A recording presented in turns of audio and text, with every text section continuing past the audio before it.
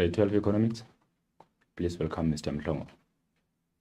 I'm back here with you today to take you on the economic issues, which is our chapter 4 of our economics. The topic we are covering today is inflation. Remember that inflation is a part of our paper 2, and in paper 2 we can come across the topic in section A, and then in section B it can be in question number 3 as a part of question 4 also, as well as question number 6. So please join me. Let's see what we have for you here.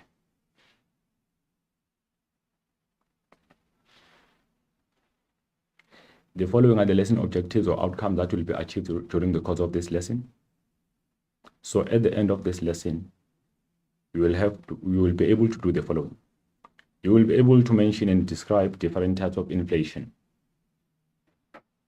The lesson will also allow you to be able to briefly discuss inflation targeting of South Africa. You will also be able to briefly discuss causes of inflation. The lesson will allow you to be able to briefly discuss causes of demand pull and cost push inflation. You will also be able to discuss in detail consequences of inflation. That's an essay. The lesson will also allow you to be able to discuss in detail measures to combat inflation. It's also an essay.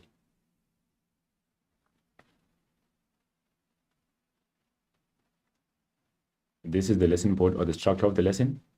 So firstly, we have types of inflation. Inflation targeting in South Africa. The causes of inflation, effects of inflation, as well as measures to combat inflation. Basically, when we talk about inflation, we mean the significant increase in the general price level of goods and services. If prices are increasing significantly and consistently in various industries or in various sectors, that simply means inflation effect. If we talk of inflation, we don't mean the increase in the price of bread alone.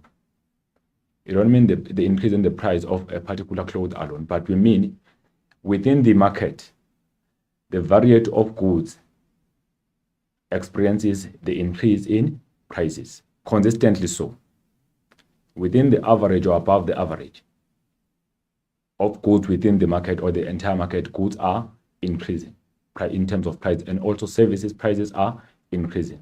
Then we can regard that as inflation. That's why we say is a sustained or consistent or significant increase in the general price level of goods and services over a certain period of time. So as the inflation increases in the economy, or as prices increase significantly, that lead to the money we possess or the money we have losing its buying power.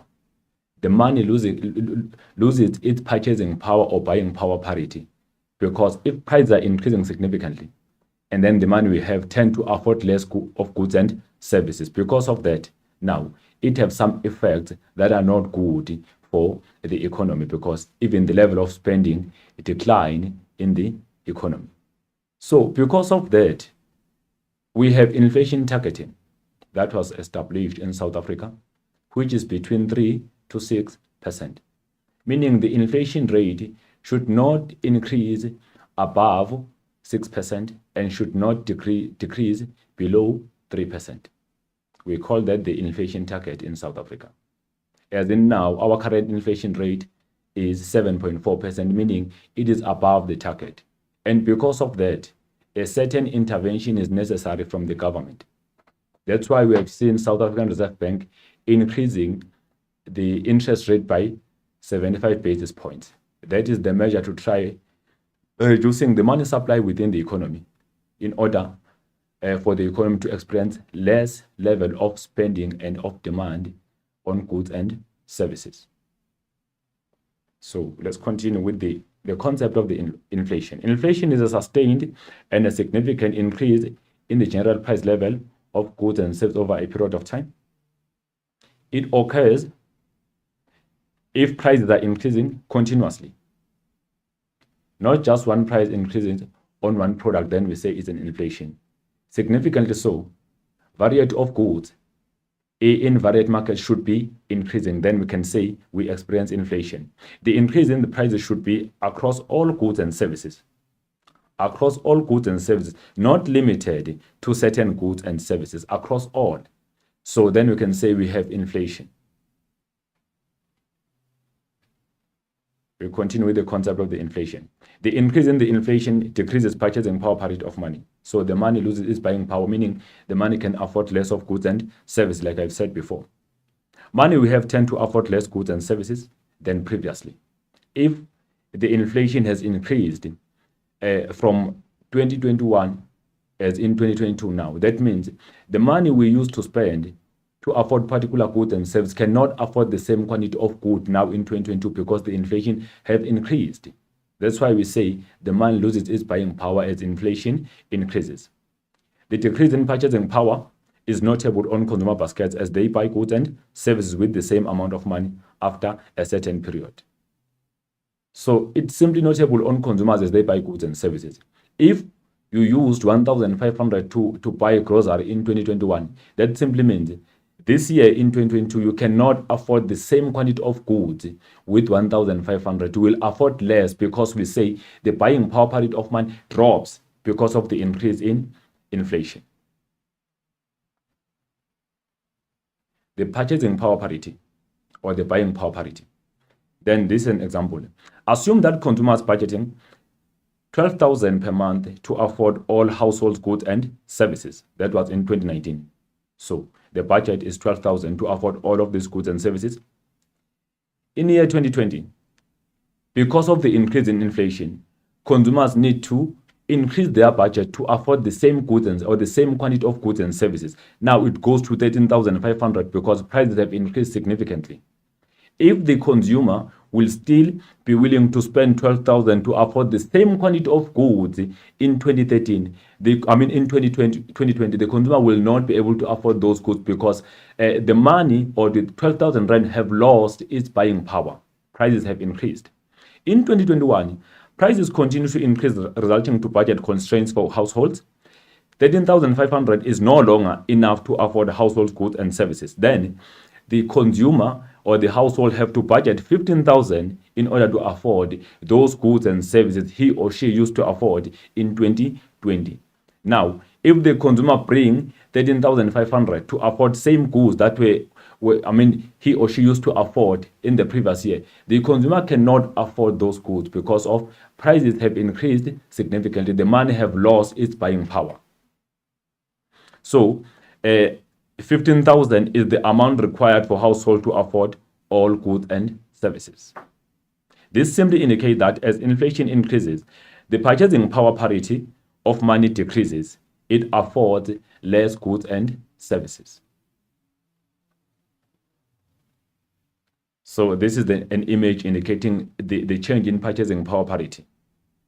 On the first image here, we have a rise of 1 kg being 30 rand 99, but increased, from 25 rand 56 to 30 rand 99. And then we have a white bread 700 gram. It was 15 rand 57, now 17 rand 84. So prices keep on changing from lower to the higher amount, resulting to people not affording those goods and services with the similar amount they used to purchase with. So we call that the purchasing power parity. And then this is the example. We have a trolley in here holding on household goods and services. You can see the first trolley in there, that is 2019, is loaded. It is full. There are so much goods in there. We assume that the consumer maybe is spending 12,000 during this year of 2019.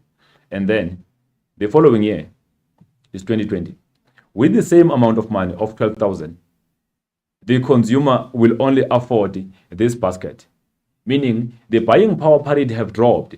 The consumer can no longer afford the similar quantity of goods he or she used to afford before. Therefore, less goods will be afforded by the consumer. You can see the basket is different now. This one was too much loaded, and this one is a little bit smaller because the consumer is not willing to adjust the budget, keep the same amount, but now, affordably so, the consumer will afford less goods and services. And then the following year, which is 2021, inflation increases significantly to the point that with the similar amount of 12,000 that was spent here, the consumer will afford even less goods and services. So that simply means as the inflation increases, the quantity of goods and services we afford with the similar amount, if we keep it consistently, will decline or will keep on dropping. We will end up affording less, which will always lead to less affordability, less goods and services being consumed by consumers or being demanded by consumers, and even lead to poverty within the society and the economy. The inflation target. Remember, if we talk of the inflation target, we mean the range that has been set by Reserve Bank and the government on the inflation rate, meaning the inflation should be floating within that particular range, should not go beyond, should not go below. If it happens that it goes above or beyond, there should be a certain intervention by the government and the Reserve Bank to ensure that that rate of inflation is alleviated or combated. If ever it goes below, the inflation should be caused because goods become relatively cheap within the economy, which does not benefit producers. Inflation target is the inflation range for which inflation must not exceed or go below. South African inflation target is between 3 to 6%, meaning inflation should not decline below 3%, should not increase beyond 6%. If so, if it goes beyond, the intervention by the government should occur, or intervention by Reserve Bank should occur, trying to reduce inflation.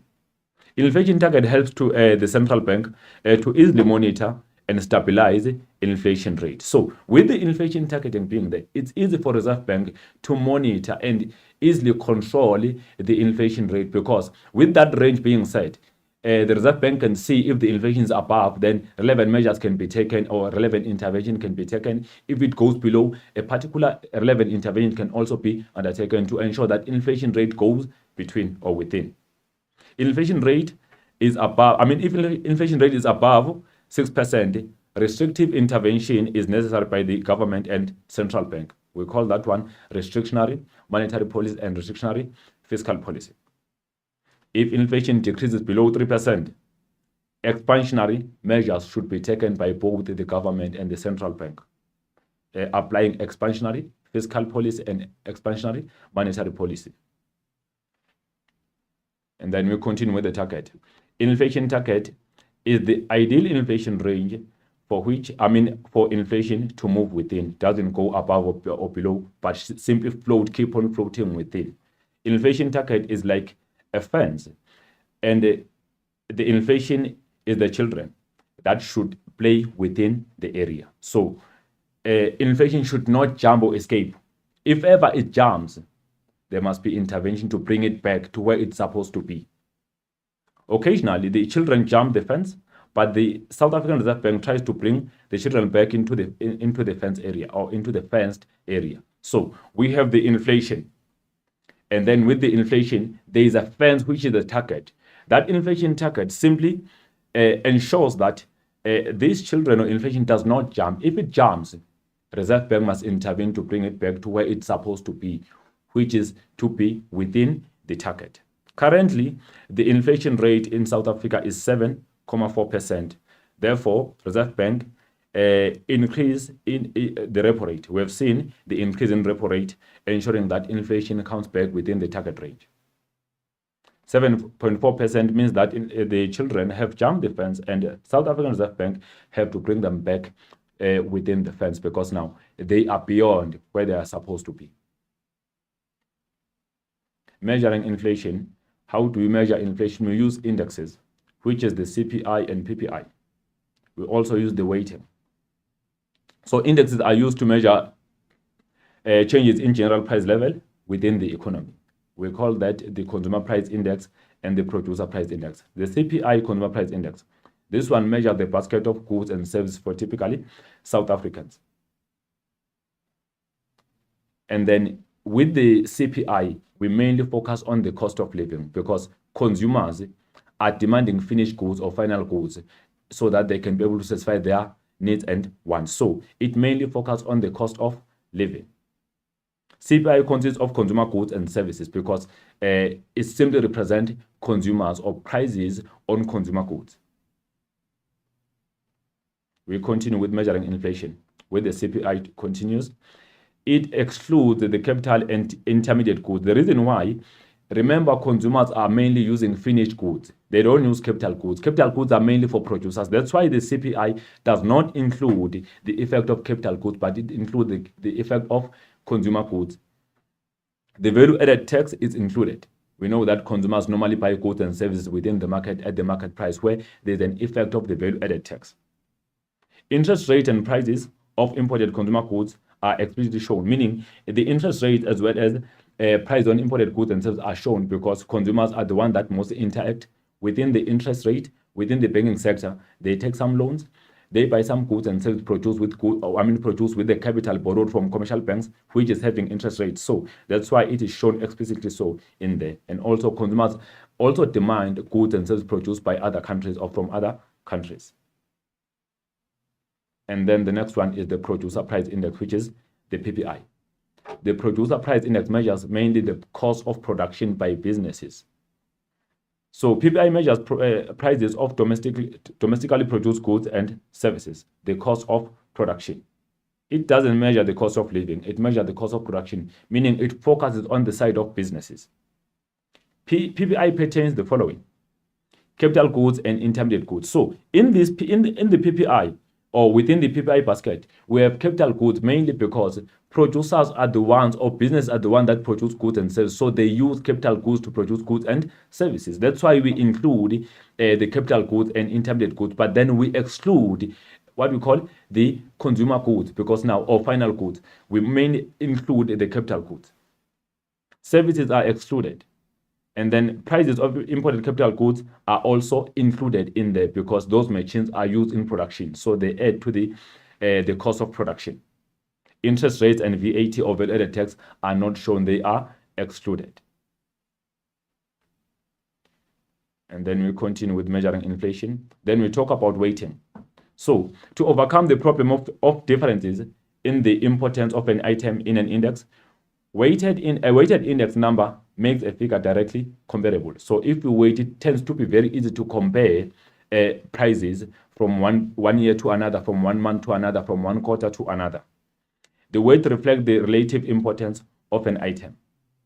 If food is given a weight of 30% and housing a weight of 15%, it means that the change in price of food is twice as important as the change in price of housing, looking at figure that have just been provided here, because that means food then is having huge weight as compared to the weight of the housing. And then measuring inflation continues. Inflation rate. Now that's when we set the rate for inflation as for we calculate using the CPI or the consumer price index from the current year, previous year, etc. The inflation rate can be calculated as soon as the consumer price index has been calculated. So to calculate the inflation rate, there must be CPI figures being indicated or being calculated. Then after that, inflation rate can be calculated because it mainly depends on the CPI.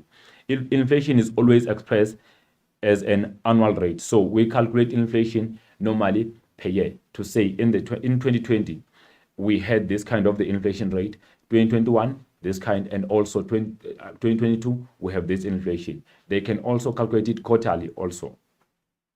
The most common practice is to compare the index for a particular month with the index of the corresponding month in a previous year on a yearly basis or year to year. Meaning if we talk about 2021 August, then we also compare to 2022 August. Then it's easy to compare. That's why we say it is mainly calculated or rated in a yearly basis.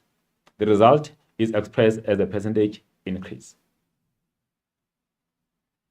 We continue with measuring inflation. The index for a particular month can be compared to index for the previous month within the same year. For example, a month to month. So in this case, we can compare July as well as August. Prices for July and prices for August to see changes in the increase or a decrease. It is often also compared to a quarter to quarter, meaning that we compare the first quarter to the second quarter to the third quarter, or third quarter to the fourth quarter. So then it can also compare it in that manner as we compare the inflation rate. So to calculate inflation rate, we say inflation rate equals to the consumer price index or CPI for the current year, which is now, Remember, current year is all about the current prices, which is our nominal prices, minus CPI for base year, which is our previous year prices, and then divided by CPI for the base year multiplied by 100. So currently in South Africa, our base year is 2015. We use 2015 prices as base year prices. Then we can get inflation rate in this case. And then the following are the types of inflation. So we have the consumer inflation with different types of inflation, and then we have the producer inflation and other types of inflation. So the consumer inflation. Consumer inflation is the sustained increase in general price level of goods and services that consumers pay for in the economy over a period of time. Mainly those goods that consumers are purchasing, then they are under the consumer inflation. And then consumer inflation includes the following types of inflation: the headline inflation or the CPI inflation. It's a headline or CPI. So it is measured through CPI and reflect the cost of basket for goods and services purchased by households. Headline inflation is also known as the CPI inflation. The CPI inflation is the inflation that has not been adjusted. Headline inflation is unadjusted. It includes the effect of mortgage bond or interest rate. Then it becomes the headline inflation. Oppositely, we have the CPIX inflation, which has been adjusted, meaning now it excludes the effect of mortgage bond as well as interest rate. CPIX inflation. CPIX inflation refers to adjusted CPI, which exclude effect of mortgage bond, meaning now interest rates are not the part of the CPIX inflation. That's why we say it is the adjusted inflation. So the question can come, maybe the question can be, why is the headline inflation always higher than CPIX inflation? Headline is always higher because it is not adjusted, while and it also include the effect of mortgage bond, while the CPIX is always lower because it is adjusted. It excludes the effect of mortgage bond. And then we have the core inflation. The core inflation, we also regard it as adjusted CPI inflation because it excludes the effect of goods with highly volatile prices. Those are prices that can increase or decrease over time. It excludes goods with highly volatile prices such as fuel, red meat, etc. Those are goods that can change prices anytime. So we say they are volatile. So they are not included within the core inflation. They are excluded. That's why we say this core inflation is adjusted. Then administered inflation. In this case, we refer to prices of goods and services that are mainly set by the government. We say those prices are administered. So if ever they creep or increase drastically, that creates the administered inflation. Administered inflation or prices of goods and services that are set by the government or controlled by government authorities, such as property taxes, sanitation, refuse removal, water, electricity, fuel, paraffin, etc. Those prices are determined by the government on those goods and services. So as they increase, they form what we call the administered inflation for consumers. We continue with the types of inflation, the producer inflation. So in this case, we talk about the sustained increase in the cost of production, over a period of time. So producer inflation is the sustained increase in the cost of production. Remember, this one mainly affects producers, but in the long term, it affects consumers because the cost of production always have an effect on the price of the product within the market, which means that the increase in the cost of production within the manufacturing sector have an effect on the market price that will be charged or that will be asked on that particular product within the market. Producer inflation is measured by the PPI, which is the Producer Price Index. We continue. All-inclusive inflation. So in this case, we talk about inflation calculated in an economy as a whole based on the GDP deflator, whereby current prices are converted to what we call constant prices, or whereby current prices or nominal prices are converted to real prices. Or let's see.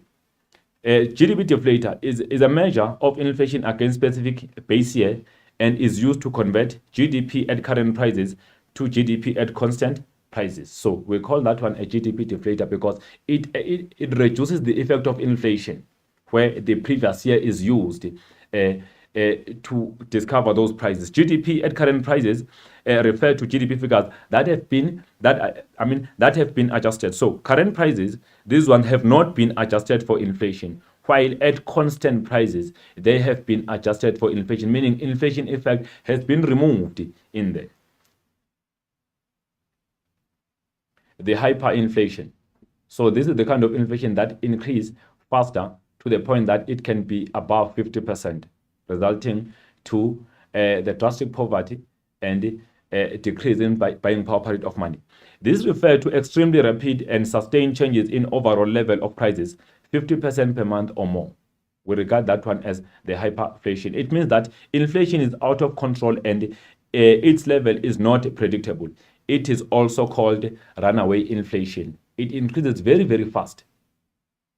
When price levels increase so rapidly that people lose confidence in the value of money, it can be difficult for the economy to operate. So as prices increase, the value of money drops, and that can simply become a constraint to economic growth in that case, because now even investors are not willing to invest in the country where prices can increase in a short period of time. They are not stable. There is no price stability. Price can increase now and then. So investors do not guarantee their benefits or gains in there. So they are not willing to invest in that kind of the economy. Hyperinflation is usually accompanied by an increase in money supply that will result in the currency of the country becoming practically worthless. Meaning the money will be most available, but that money will be affording less goods and services. So that's why we say it will be worthless. Continues the stagflation. This is the kind of inflation that increases to the point that it results to there is more inflation, lower economic growth, and high level of unemployment. So it stagnates. We call that one the stagflation. Just note there is high inflation rate, lower economic growth rate, as well as higher unemployment rate. And inflation that prevails when there is a lower level of economic growth, high level of unemployment, and high level of inflation rate. So we call that one a stagflation. It normally occurs due to restrictive monetary and fiscal measures by the government to prevent high level of inflation. The deflation. This refers to the significant decrease in the general price level. So deflation occurs when there is a sustained decrease in general price levels of goods and services, which determines negative trends of inflation, meaning inflation is declining. Then we say it's a deflation. And then we have what we call a disinflation. So a disinflation occurs when there is a reduction in the rate of inflation. In other words, the general price level is increasing at a decreasing rate.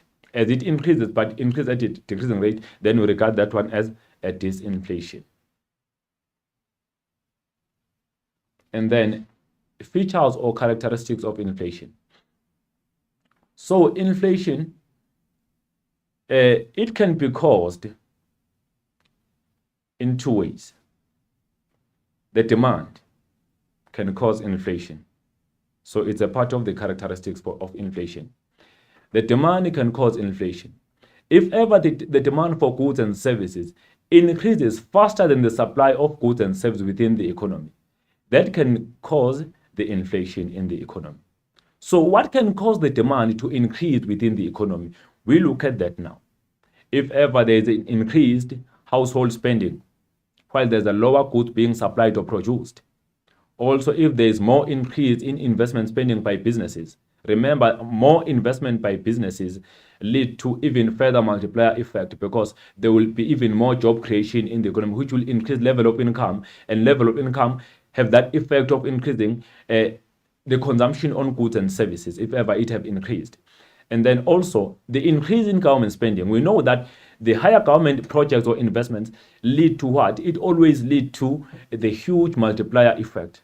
And that simply leads to more income being available within the economy, and the expenditure will also increase drastically within the economy. And then also export earnings. As export earnings increases faster, that leads to more money being made available within the economy, which will lead to more demand on goods and services. Also, if ever the level of savings is declining, that means people are receiving income and they spend the most of their income on limited goods, which will lead to inflation, because as people keep on demanding more, the producers or suppliers will increase their prices to simply curb the effect of the demand. And then also, the inflation can also be caused by the decline in taxes. If ever taxation has been lowered, that give people or consumers the privilege even to demand more goods and services within the economy. And then inflation can also be caused in the other way. The other way around, we say it's a cost push inflation is one of the characteristics and causes. That inflation is basically on the production or within the industrial sector. That's why within the industrial sector, we come across maybe the shoplifting. There's a theft. We saw looting happening. And after that, we experience the sustained increase in price level of goods and services. So if ever there's a shoplifting, what happens? The producer will always ensure that he or she offset the cost of that shoplifting to the consumer as the end user of the product. If ever there have been some shortages and inefficiencies that happened during the production process, then that will always lead to the producer increasing the price to recover that kind of the inefficiency that occurred when they were producing. And then also, it is caused by maybe high wage demand. If ever workers are demanding more wages, they embark into strike and threaten not to continue with production, and that lead to producers supplying less in that particular period of time. As a result, as they get back to work, prices will be increased to regain the amount of money or profit that were lost during that period of no work. So those are kinds, so they will be explained drastically. So the demand pull inflation. Demand pull inflation occurs when the demand or aggregate demand increases faster than aggregate supply, meaning there is more demand than the supply, meaning there is more money chasing very few goods in the economy. It is a result of too much money chasing few goods in the economy. So if people are holding on more money, they demand more goods and services, because we know if people are having more money, they are always tempted to spend. As they spend, they demand goods that are not even available, because maybe they demand the large quantity while suppliers can supply less due to supply constraints. The increase in the aggregate supply can be a mechanism to reverse the effect of the inflation, meaning if ever the supply can increase on goods and services, that can lead to reduced inflation, because in this case, the supply can match the demand. We cannot have the situation of having the demand increasing more than the supply. But as the demand increases, the supply can also increase. Then they can match. The effect of inflation cannot exist or cannot occur in that case. A group responsible for demand pull inflation include consumers. They are the main consumer, they are the ones that are demanding goods and services. The businesses, the government, and the foreign sector. For businesses, as they increase their investments, they bring more money into the circulation, which result to employment opportunities, and also there will be more multiplier effect. The government, as the government invests in most of the projects, that will lead to more money being made available in the economy, which will lead to demand. Foreign earnings. As more earnings are received from exports and all other sources, that can lead to more income flowing into the country, as South Africa will be spending on goods and services, while those goods are limited or they are scarce because of supply constraints within the country. And then the causes are increase in consumer spending by the household. That is regarded to PC. The disposable income of household can increase at a faster rate than aggregate supply for three reasons: less savings, reduced taxation, reduced interest rates. So if ever consumers or households are saving less, they spend more on their given income, and that leads to more inflation in that case, because the demand is more while the supply maybe is facing some challenges or constraints. Reduced taxes, reducing income tax and also reducing value-added tax will always have an effect of increasing the demand for goods and services. Reduce interest rates. If ever interest rates are being reduced, loans become more cheap, credit become more affordable. Because of that, the household will be having an opportunity to borrow more money and spend within the economy, which can lead to inflation. Increase employment. If ever the government invests in a sense that will create more employment, especially under infrastructure projects, that can lead to inflation, because these people will be receiving income to spend. High wages. If ever people are earning more wages, obvious they will be demanding more goods and services. So if there are more wages and salaries, as well as accessible credit, if ever the commercial banks or Reserve Bank is very much lenient on giving credit, or if the credit is more accessible within the economy, that can lead to more money being made available, and then there will be a greater demand for goods and services which are very much scarce or limited within the economy. Investment spending by businesses. Increased profits by businesses may lead to increase in level of investment by business, which have an increasing effect on demand for factory materials, new buildings, machinery, etc. As businesses are reinvesting because of high profits, there will be the greater demand for those goods which are necessary to produce goods and services. At the same time, that will always lead to businesses creating more job opportunities within the economy, which will lead to more disposable income being made available for those people that have been employed. And because of that, they will demand more goods, since disposable income will be increasing on their side. We continue with the causes of demand pull inflation, the government spending. I've said if the government spending increases rapidly, that lead to more projects being made available, which create more job opportunities. And increase in government spending without corresponding rise in the aggregate supply lead to increase in prices. If increased government spending is financed by borrowing from the banking sector, large sums of money are placed into circulation, and the money multiplier comes into operation, stimulating the demand on economy's capacity. So with the money multiplier occurring, that will lead to even further demand for goods and services, which will be a problem, because now as demand increases with supply not increasing, that can lead to increase or sustainable increase in prices in the economy. The foreign earnings. An increase in exports without increase in local production will cause inflation, because goods and services leave the country and reduce the volume of goods available locally. So as goods are exported into the foreign market, while there's a lower supply locally, that will lead to less goods being made available within the country. In that case, the goods and services, or the price of goods and services locally, will be increasing, because if ever there's a lower supply, there will always be higher prices within the economy.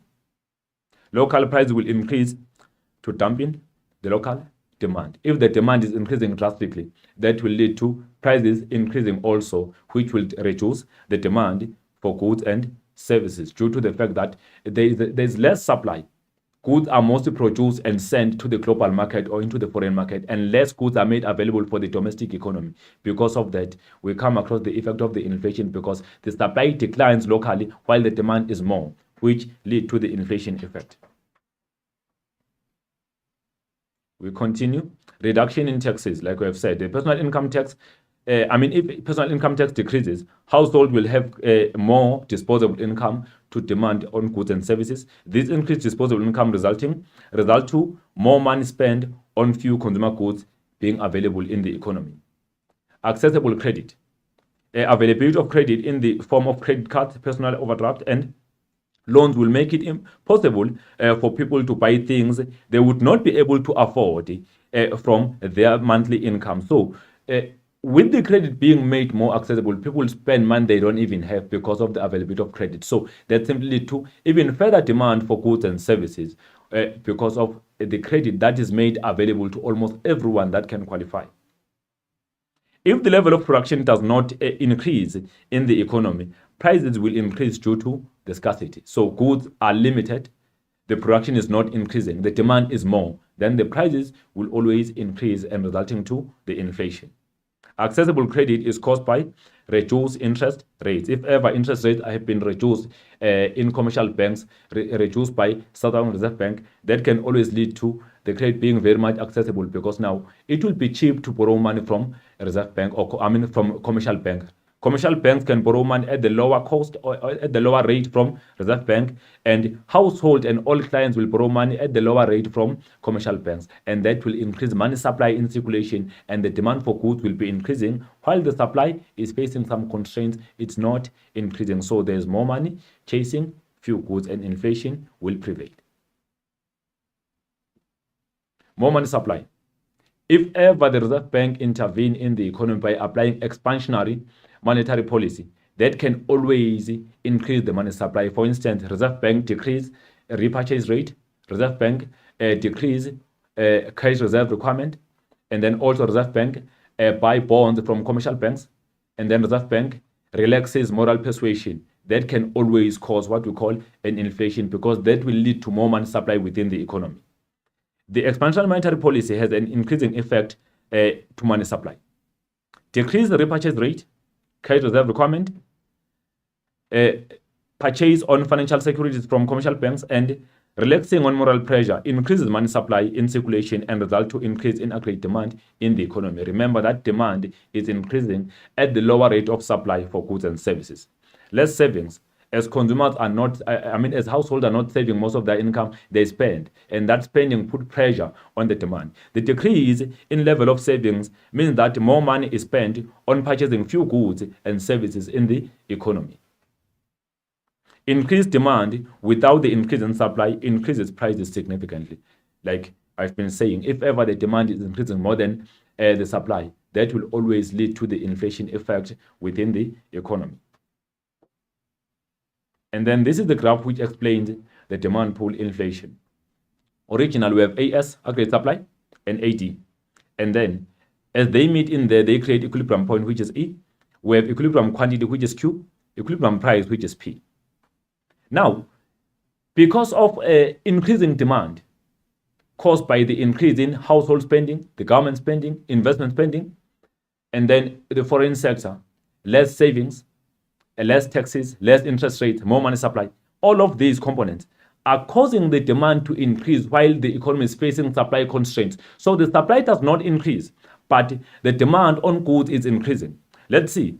This leads to the aggregate demand shifting from left to the right. So from AD to AD1, the demand increases.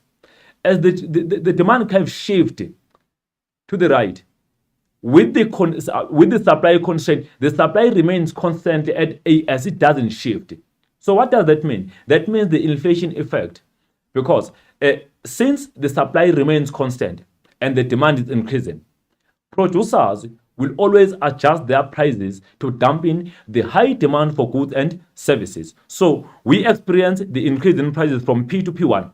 Prices are increasing, and then the quantity demanded is also increasing from Q to Q1, but the supply remains constant.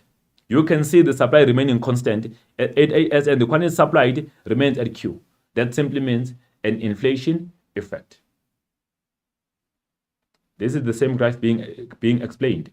The graph illustrates an increase in the aggregate demand from AD to AD1 and a single aggregate supply, which is AS. You can see AS remains there, but AD increases to AD1. As aggregate demand increases to increases to AD1, the price level of production output will also increase until full employment is reached. The initial increase in the demand will have a positive influence on the production, employment, and income, but when full capacity is reached, further increase in demand will lead to increase in prices of goods and services. Once firms reach that that capacity, or once the market reaches the maximum capacity of supplying their goods and services, that will always lead to increased prices, because now they have less, they are facing scarcity of supply while the demand keep on increasing.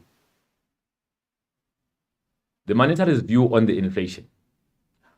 The monetarists believe that inflation is caused by increase in money supply in the economy. So if there is more money supply, there will always be inflation, because the money supply is increasing, which it will lead to more demand, while the supply side is not being made affected expansionary.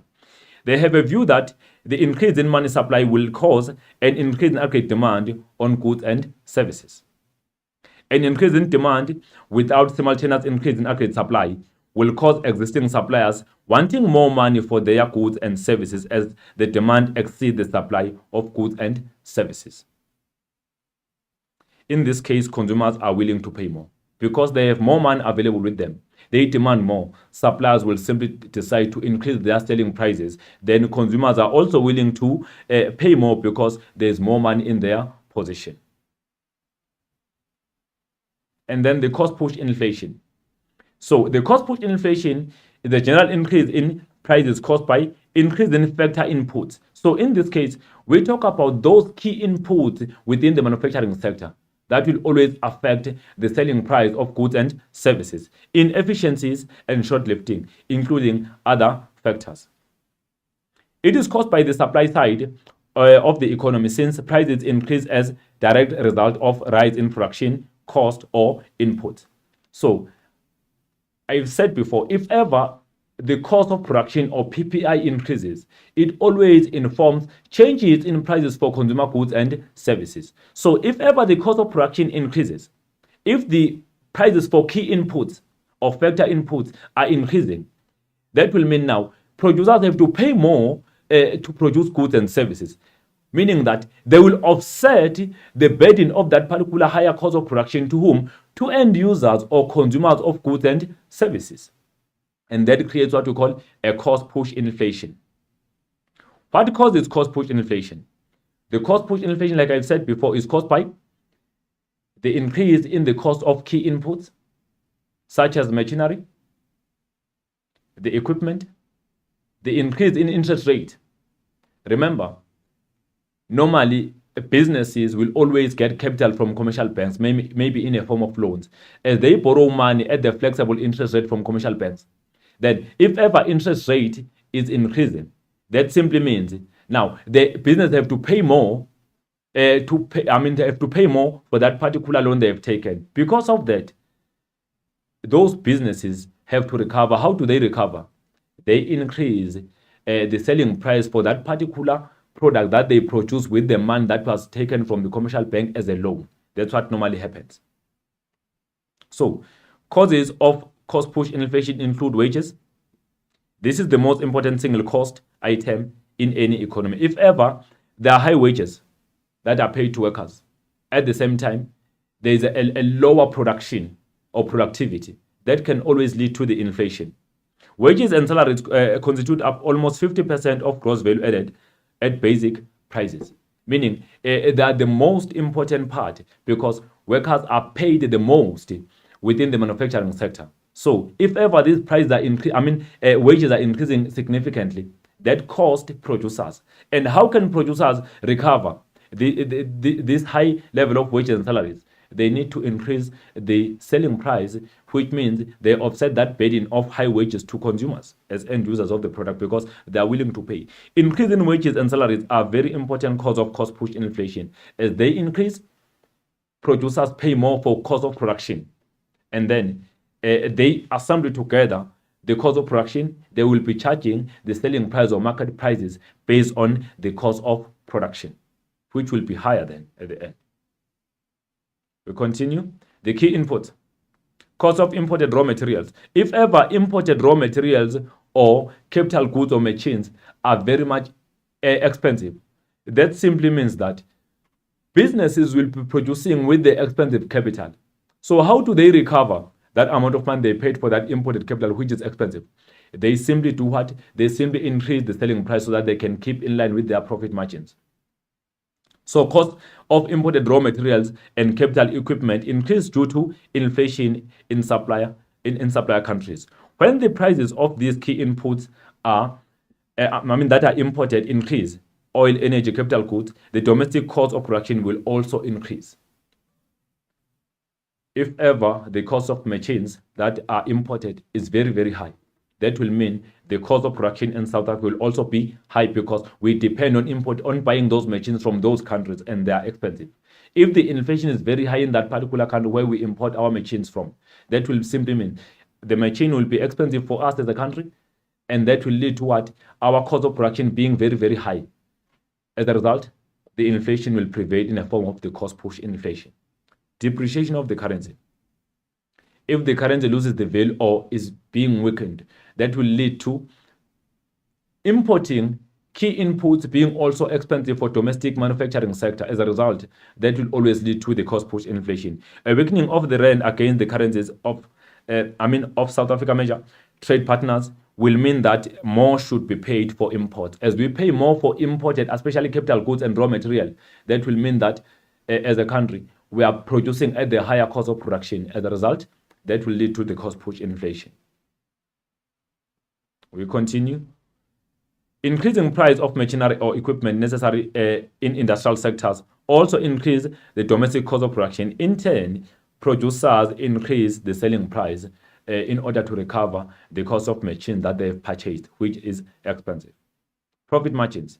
We know that businesses always set their profit targets very, very high. So for them to reach their profit margins or targets, they always charge higher prices. So high profit targets have a huge impact on increase in selling prices. We continue. When businesses push up their profit margins, they increase the cost of production and eventually the prices that consumers have to pay as manufacturers recover high prices. They had to pay by increasing their prices also. So, as producers set high profit margins, that will mean they will be investing more, there will be more capital that they will employ to increase their production. Because of that, what will happen? The cost of production will also increase for them. And as a result, there will also be a higher selling price within the market, costing consumers more, and that will lead to the cost push inflation. A sudden rise in the interest rate will increase interest payment on loans, leading to high cost for businesses. Like I've said before, if ever there's increase in interest rates, we know that the capital taken by from commercial banks by businesses will also be expensive, meaning the cost of production will be high because of the increase in interest rates, because interest on loan will be high. Producers offset this high cost through increasing the prices of their prices of their goods and services within the economy. And then we continue the productivity.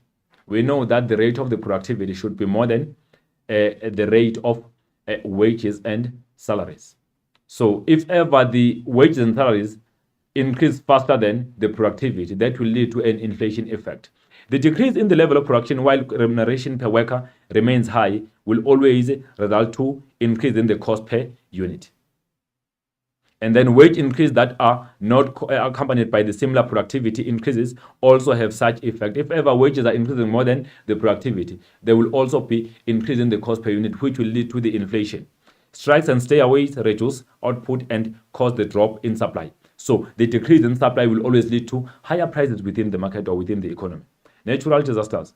Disasters such as the drought, floods, and even global warming impact on the cost of producers negatively.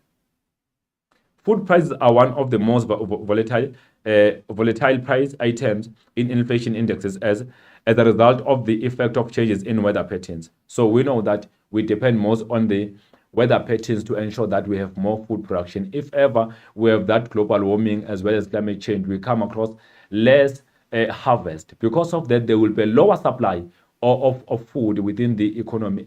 Then that will lead to higher prices because as supply drop, that will increase prices in the economy, and that is a part of the cost push inflation. And then the theft or shoplifting. If ever people are stealing from the industry or from the shop or within the market, that can lead to suppliers or producers increasing their selling price to recover the stolen goods to ensure that they keep in line with their profit targets. Theft results to producers losing their profit, for which some of them might not survive in the market. To recover those costs, producers increase their selling prices and the consumer will be affected. High corporate tax or company tax. We know that the corporate tax is always at its incentive, if ever is very high, to investors. Increased corporate tax reduces net earnings by businesses.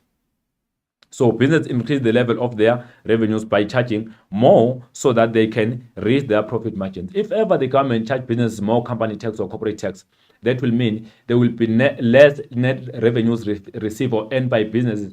For them to keep in line with their profit margins or targets, they will increase selling prices, which will be affecting consumers. Increase in labor cost.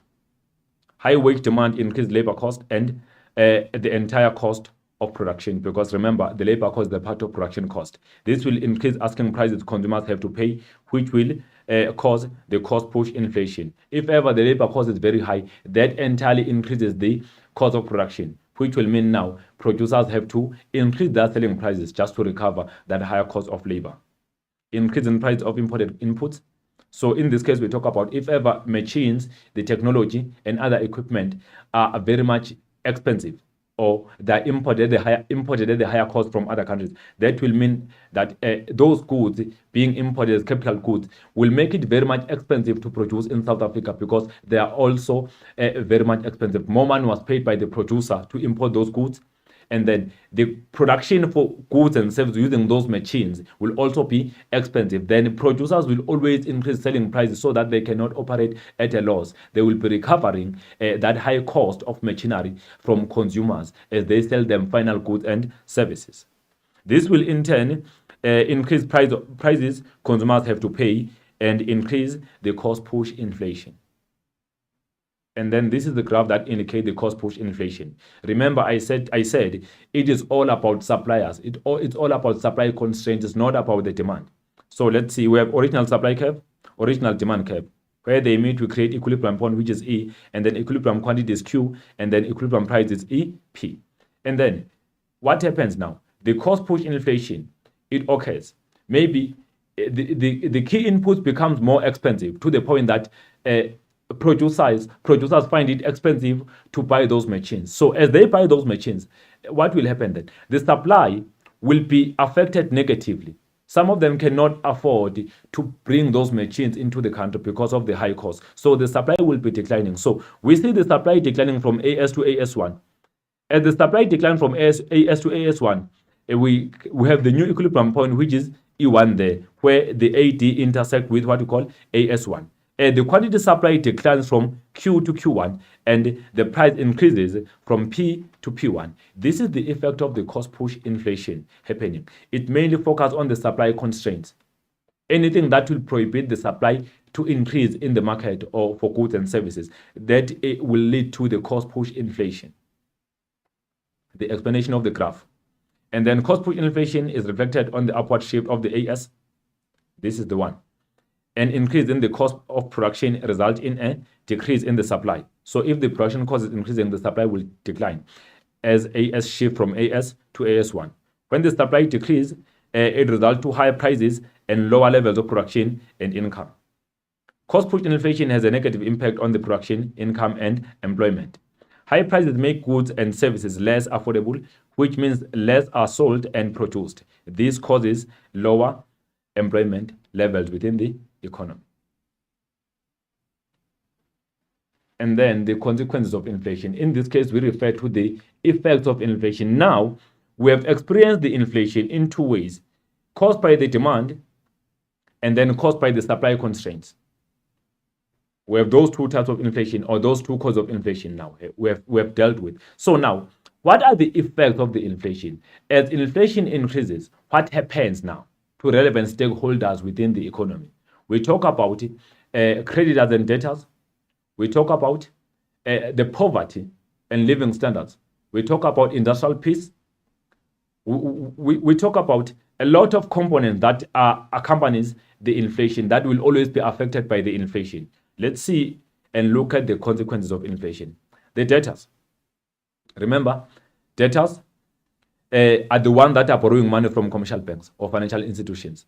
So we normally say debtors benefit at the expense of creditors because they borrow money from commercial banks with more buying power or with more purchasing power parity. The money they borrow at time can afford more goods and services, but as they pay it back regularly year after year, they pay it back with the lower buying power because inflation have increased, especially if the adjustment of interest rate does not benefit the business in future. That lead to debtors benefiting at the expense of creditors because as creditors receive this money back as a payment, they receive it with the lower buying power, meaning it can afford less goods and services.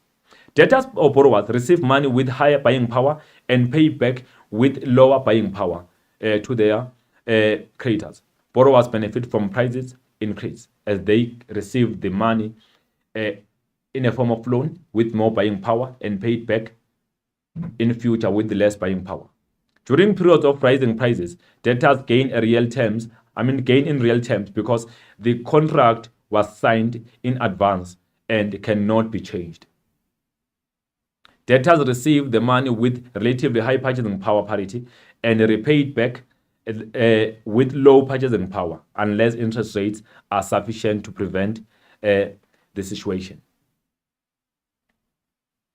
And then we check creditors. The creditors or lenders suffer due to the price increase because they get money back with less purchasing power, meaning the money they receive as a payment or as a repayment of a loan is received with less buying power, meaning it can afford less goods and services at that particular period of time, especially if the interest rate has been below the inflation rate. Inflation harm creditors as they lose due to a fall in the real value of money.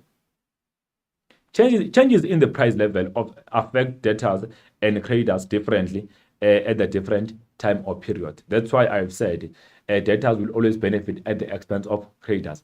Debtors benefit, creditors suffer. We continue. Salaries and wages earners. Price increase affect people negatively because their income are relatively fixed. So if ever the income remains fixed or not change at a particular year, that simply means the increase in prices will lead to wages and salaries earners being affected negatively because the money they have over that particular period is losing the buying power, but it remains constant at the same time. It is not adjusted. Real wages fall sharply during the period of high inflation as a result of a decline in the capital stock and a shift in relative prices.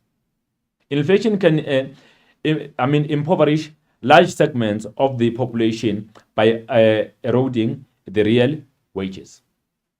Inflation can simply increase and lead to high level of poverty within the society and the economy. Relative wages are the important component of wealth. They constitute the main source of income for many households, especially for the less well-off. So wages are very important because they determine the income received by people and also affordability. So if they remain fixed while inflation is increasing, that lead to people affording less and that lead to poverty within the economy. The behavior of real wages, therefore, has a direct bearing on income distribution and the level of poverty. As wages are not increased while the inflation is increasing, that simply lead to poverty drastically and reduce standard of living in the economy.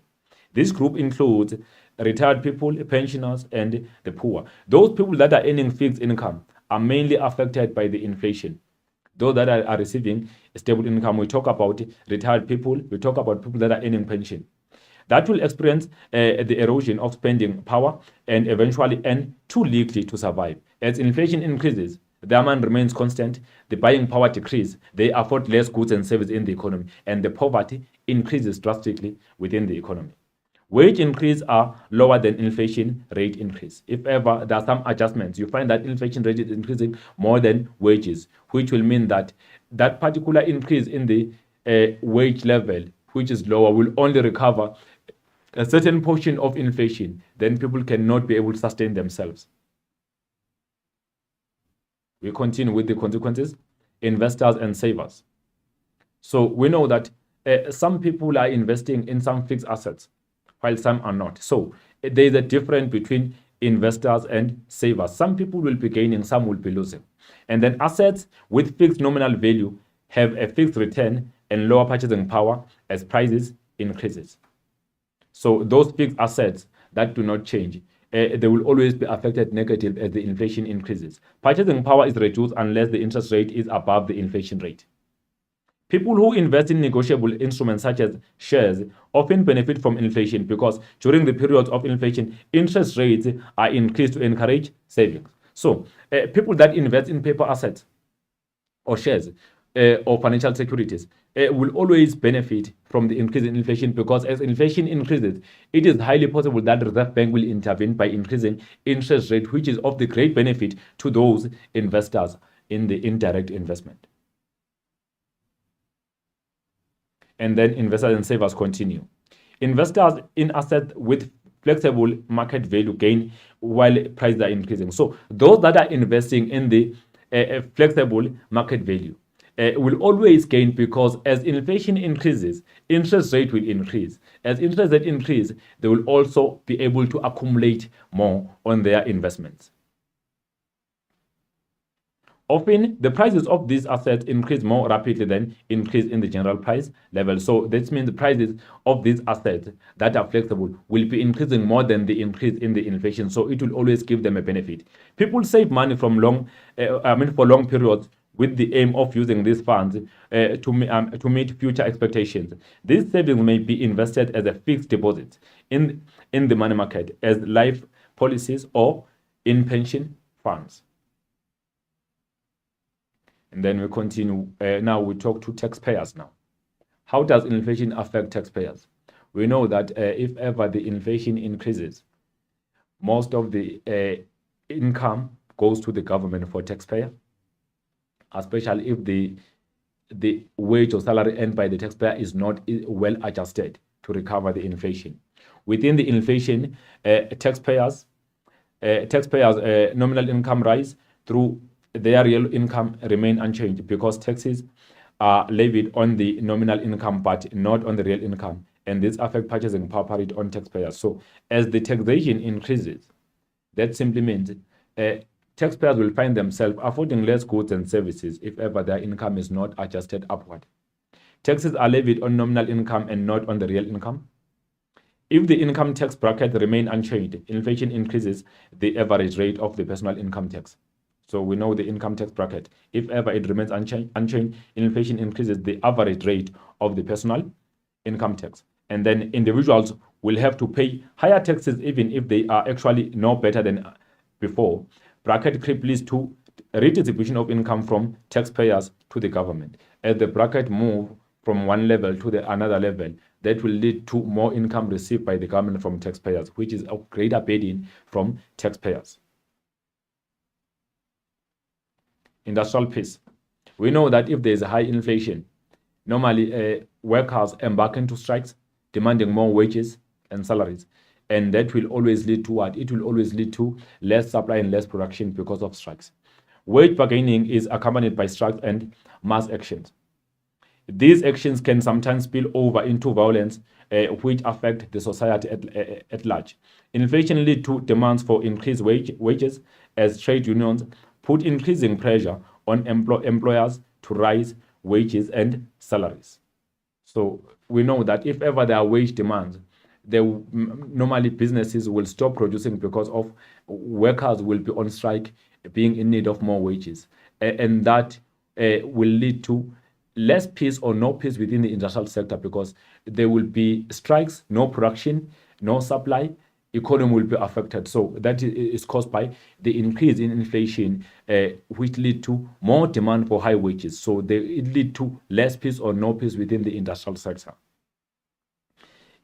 In extreme situations, in the presence of the exceptionally high inflation together with a government that is determined to, not to yield to wage increase demands, which can push inflation to even higher levels, widespread civil unrest will follow. So if ever inflation remains high with government not willing to intervene and reduce the effect and give more wages, that can lead to even further damage within the industrial sector. Continuity, balance of payments. The effect of the high inflation on the balance of payment. If the country's rate of inflation is higher than that of its trade partners, the prices of exported goods increase while the price of imported goods decrease. And then what happens? If the price of imported goods decrease, local consumers will be demanding imported goods and services because they are more affordable, they are cheap, while our local goods are not demanded. And that can lead to the balance of payment being even more vulnerable because there will be greater demand for imports in South Africa. This leads to loss of competitiveness in the export market, leading to a decrease in exports because our goods will appear expensive in the foreign markets, which will lead to even BOP being affected negatively. Cheaper imports have a negative effect on the country's balance of payment because now that can lead to the trade deficit and balance of payment deficit at the same time. The loss of competitiveness can be a result of increased unemployment. And then we continue. Unemployment and poverty. The effect of inflation to the unemployment and poverty. As inflation increases, that simply leads to what? It simply leads to industries producing less because there will be less demand for goods and services. Then what happens? Some people will be working for a few hours at the workplace, and then some workers will be retrenched because of the high inflation due to the fact that there will be a less demand for goods and services that are produced by the firm. And that simply leads to even further poverty because there will be less income earned by workers. At the same time, let's talk of the vulnerable people that are receiving stable income or with no income. As inflation increases, they cannot afford their basic goods and services, which will lead to them living within the absolute poverty or below poverty line. The effect of the inflation are uneven because it does not benefit anyone and harms most, some less than others. And then inflation also tends to redistribute income from low income groups to high income groups. This is because people in the low income groups do not have assets then can rise in the value. So those ones in the high income have assets that can rise because of inflation, but at the lower level, there are no assets that they possess which can rise in the value because of the increase in inflation and interest rates. Powerful groups such as trade unions, large companies, and the wealthy people are able to increase their share of national income at the expense of disadvantaged people such as pensioners, the unemployed, and the welfare recipients. Psychological influence. Low inflation expectations. Limit excessive wage demands by different labor unions because workers do not expect increase in the cost of living in future, and then also allow consumers to postpone consumption expenditure, thereby reducing the pressure on the price increase. Give household confidence that inflation rate will be low in future and encourage them to save more from their income, thereby controlling excess demand. Reduce panic by panic buying by consumers when they expect that prices will be stable in future. Boost real interest rate, which will encourage savings. Increase in the burden on debtors, which discourages them from borrowing money due to real interest rates.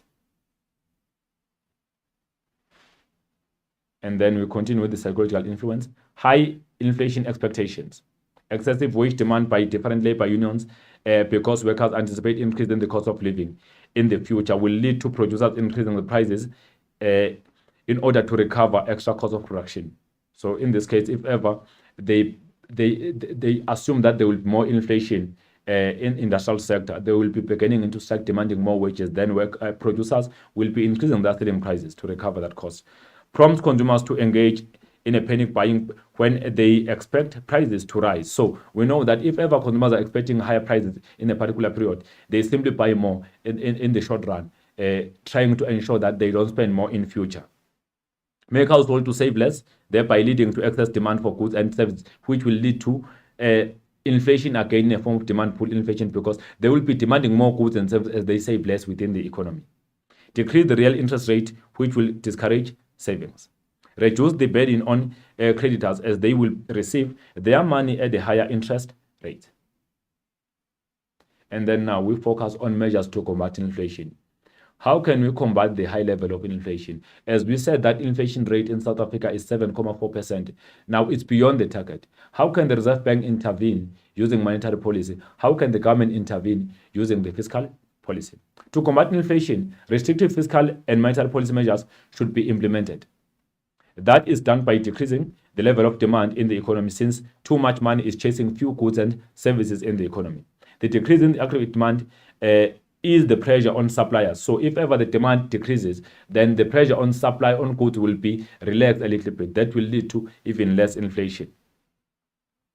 Fiscal measures to combat inflation. Restrictionary fiscal policy. It occurs when the government intervenes by increasing taxation and decreasing its government expenditure. The government spending. Government should cut down the spending by lowering the rates of salary increases and cancelling some of infrastructure projects, which will lead to less demand and less income available in the economy. Government can decrease its borrowings to finance expenses and its budget and cut the budget. That can reduce the quantity of money in circulation, which will lead to less demand in the economy. Government through the central bank can buy or sell bonds to increase or decrease the available cash that can be used for consumption. And then we continue with the restrictive fiscal policy. Now we talk of taxation. If ever the tax have been increased, that lead to less demand. So increasing direct taxes such as income tax and property tax to reduce disposable income to curb excessive demand and spending in the economy. Increasing indirect taxes such as VAT and tax on fuel and liquor will increase the cost of living and will reduce the demand on goods and services, and which will lead to less inflation. Implementing surcharges on imported goods will curb spending on imported goods and services. Then that will mean that the demand have been reduced because of that. So before we talk of the monetary measures, we spoke about the government spending being reduced. If ever we reduce government spending to curb inflation, that will lead to less income. Income will be declining. Because of that, remember, disposable income is accompanied by the increase in government spending. So there will be less disposable income because there will be less infrastructure project being given, less employment opportunities. Then the aggregate demand will be decreasing in the economy. Because of the decrease in aggregate demand, that will lead to prices trying to be a little bit flatter, because now the demand might be equal to the supply. The demand might meet the supply because the demand is no longer increasing because of less money being made available in the economy. And then monetary policy measures are measures taken by the central bank to ensure price stability within the economy. Price stability is achieved through decreasing money supply. We know that to decrease money supply, we must always increase interest rate to decrease credit, increase credit reserve to decrease liquidity, and then sell bonds to commercial bank to collect money, which is known as ensuring that there is no money available in the economy, and also tightening moral persuasion or moral pressure. The Central Bank uses Monetary Policy Committee, which is MPC, to monitor changes in CPI and PPI in order to take relevant measures to keep to keep prices good for economic environment. Contractional monetary policy is implemented. And then these are monetary policy measures. Repo rate. We know that if the lending rate or repo rate increases, what will happen? If repo rate increases, all other interest rates that are flexible will be increasing within the commercial sector or commercial banks. Because of that, the credit will become more expensive. Then there will be less loans being taken by borrowers in the economy. As a result, that will lead to less demand for goods and services. These banks would have to charge a higher interest rate on loans and overdraft, making it more expensive for people to borrow money to spend on goods and services. The demand for goods will drop, causing prices to decrease. And then the next one, we talk about the cash reserves requirement or reserve requirement ratio. It should be increased because if the cash reserve is being increased by the Reserve Bank, that will lead to the decrease in liquidity or money being made available in the banking system. As a result, there will be less loan being created because now banks will be having less money to create more money. Commercial banks keep most of their revenues in the central bank, which money available for credit creation in the economy. This decreases the aggregate demand and decrease prices in the economy. If ever the demand is decreasing due to the fact that there's less money available in circulation, but the money is kept in the central bank, that can lead to less demand on goods and services because borrowing will be less or liquidity will be declining in the economy, which will reduce prices significantly. Open market transaction. In this case, the quantitative easing is achieved when the central bank buy financial securities. But now, in this case, to curb inflation, the Reserve Bank can intervene by doing what? By selling bonds or financial securities to commercial banks so that they will be collecting money. Remember, the money that is kept in central bank is not available in circulation. Therefore, there will be less demand for goods and services. So, to curb inflation, central banks sell bonds to commercial banks to collect money from the circulation, which will leave banks with less money being made available. As a result, there will be less loans being taken, and then also there will be less demand on goods and services. This reduces money supply in the economy because money in the Reserve Bank is not available for usage. The decrease in the money supply decreases aggregate demand on goods and services. And then we talk about the moral persuasion or moral suasion. So availability of credit increases demand for goods. If ever a Reserve Bank instruct commercial banks to be very much relaxed as they give credit or to make credit more accessible, that will lead to inflation. However, if the Reserve Bank is restrictive, it can instruct commercial banks to be very much strict as they give credit within the economy, which will reduce the level of credit creation in the economy. Then people cannot afford to spend reckless in the economy because of less credit creation. The central bank tightened moral persuasion to reduce inflation. It instructs commercial banks to be stricter when creating credit if inflation rate is above its maximum target, which is 6%. Commercial banks are instructed to act in the manner that is suitable for the prevailing economic conditions. So if ever the inflation is above the target, they must be strict on giving out credit into the economy, which will reduce spending in the economy. Inflation targeting. So central bank set inflation targets and applies measures to meet this target. So setting inflation target is one of those measures to ensure that inflation is within the limit, does not increase beyond the target or beyond the limit. It is believed that by setting the target, inflation expectations of consumers, producers, employers, and the workers will be reduced, and that they will behave in such a way to achieve the set target, because they know that inflation targeting is there, so inflation cannot increase beyond and cannot also decrease below. This raises the cost of credit and reduces the availability of credit to the various sectors in the economy. And then how can you combat the cost push inflation?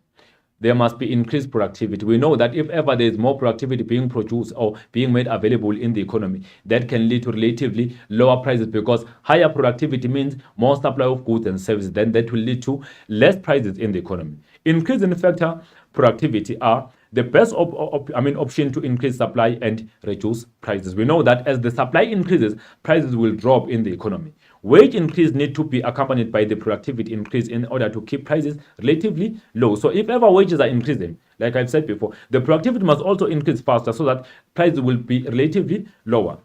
Human resource development. In this case, we talk about improving education and training. If ever people are trained, if people are skilled enough, they tend to be productive citizens. They tend to be marketable. So it is very important that we use some supply side measures to ensure that the supply is increasing so that we can combat the cost push inflation. It forms a very important part of the structural measures to improve the supply side of the economy. Improvement of technology. We know that if technology is well improved, that simply leads to what? It leads to more productivity at the short period of time, which increases the supply. As a result, prices can drop. Technology can increase production and accurate supply to release the pressure on prices.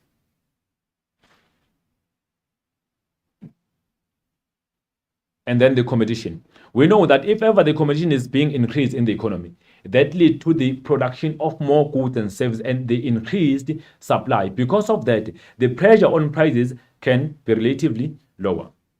The best method for keeping a check on profit margins is to ensure competition domestically and internationally.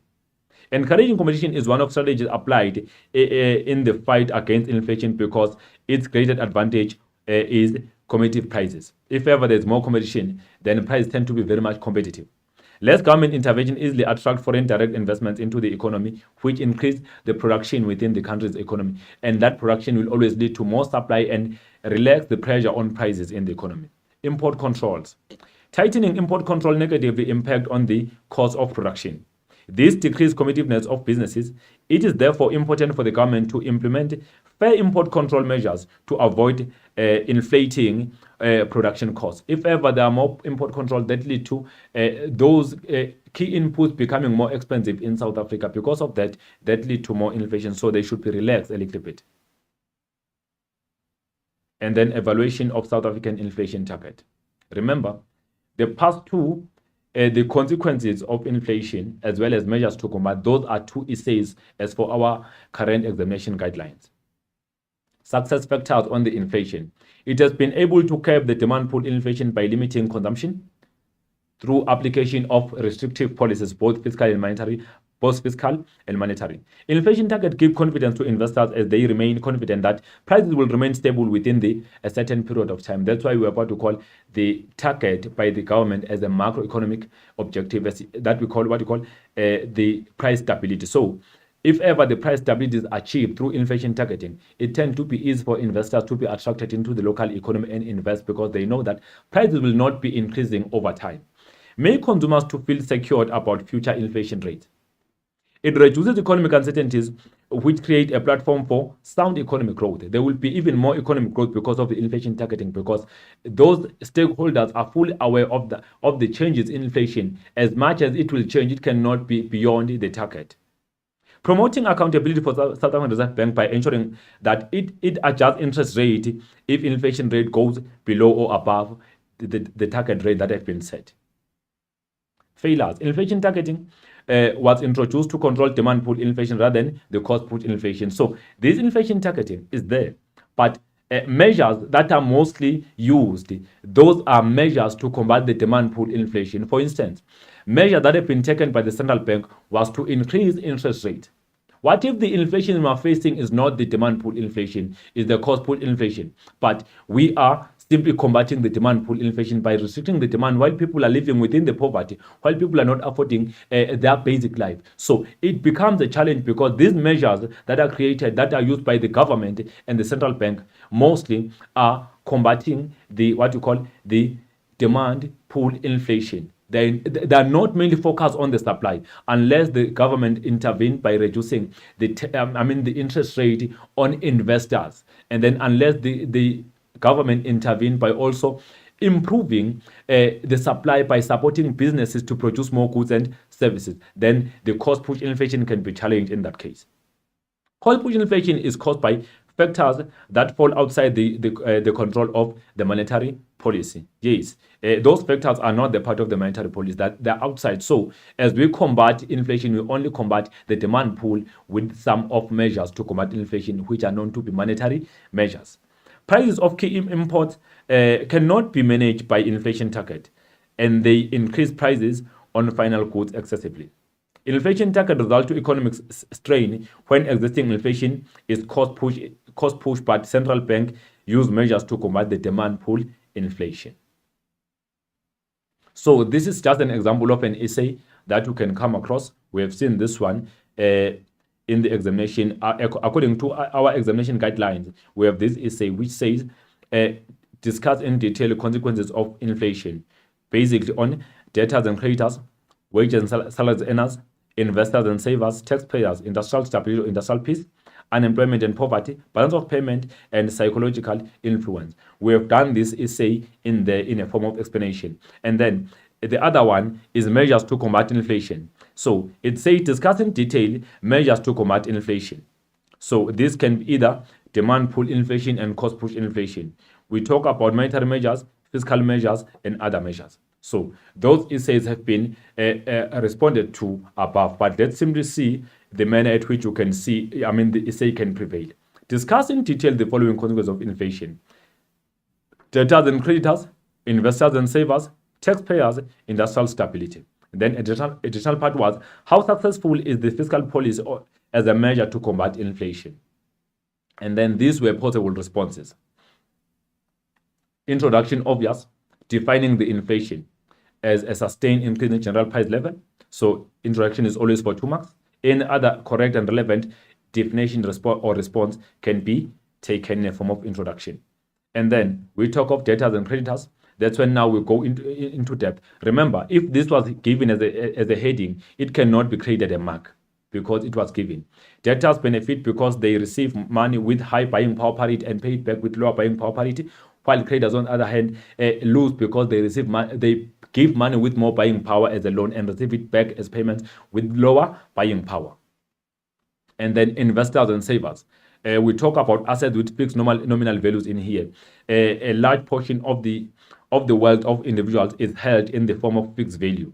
Fixed interest yields, claims such as fixed deposits, company debentures, and government bonds. These assets have a fixed nominal value and give a fixed return, meaning with the change in inflation, change in interest rate, the return remains fixed. So they don't benefit. But those ones with the nominal values or flexible values will always benefit as the inflation increases, because it is believed that interest rate will be increasing to benefit them and accumulate even more. Investors and savers. We continue. Assets with flexible market value. This is the one I was talking about to say those that are investing most on shares will always benefit because now as inflation increases, interest rate might increase, which will lead to them accumulating even more money on their investments. So remember, as you answer, you provide the full sentence that will be giving you 2 marks for the full sentence with the complete economic sense. Often the prices of these assets increase more rapidly than increase in the general price level. So that gives you 2 marks. In this case, inflation creates wealth to the advantage, and those holding such assets. So those people will always benefit from inflation because they are holding those assets with flexible returns, not with fixed returns. Taxpayers. In South Africa, income is taxed in a progressive tax system. And then the high income earners will always pay more tax, and low income earners will always pay less tax. With inflation, taxpayers' nominal income rises even when their real income remains unchanged. If income tax schedule remains unchanged, inflation increases at the average rate of personal income tax. And then individuals will have to pay higher taxes even if they are actually no better or they receive less income. We experience a bracket creep resulting from inflation and progressive income tax, and the government benefit the most on that. Industrial stability, we know that wage bargaining accompanied by strikes will always lead to what? Lead to businesses supplying more. Supplying less of goods and services because of the strikes. Because of that, the business might decide to do what? To increase those wages. But then it takes time. So it leads to less peace being made within the industrial sector because of what? Because of strikes that go on. Some of them will take for 3 months, the period of 3 months. Some will even take more period, which means the production remains constant, the supply remains constant. So the industrial stability is affected negatively because of that. These actions can sometimes spill over into violence, which affect society at large. We know we have seen that people being killed because of strike. While they're striking, some lose their lives. So that lead to even violence. Any other correct relevant response was accepted for 26 marks. And then there was also additional part asking the effectiveness of fiscal policy to combat inflation, increasing direct taxes to reduce disposable income of consumers, increasing indirect taxes, VAT, and custom duties to increase the specific prices and also cap demand of goods and services, reducing government spending to reduce the disposable income of goods and services, and then improving worker productivity through training and skills and training or education itself.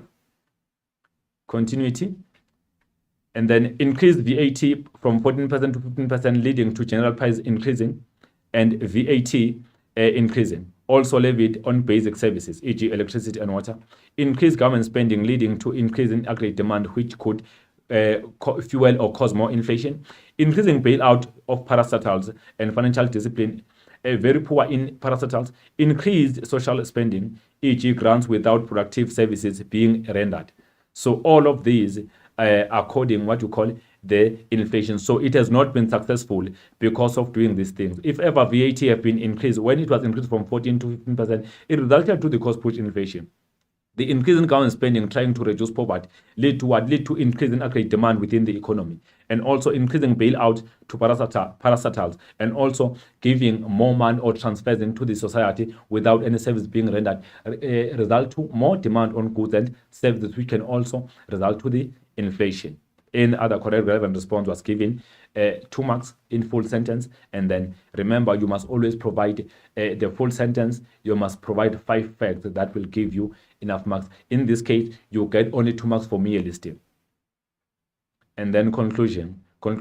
Remember, this should be the higher order response.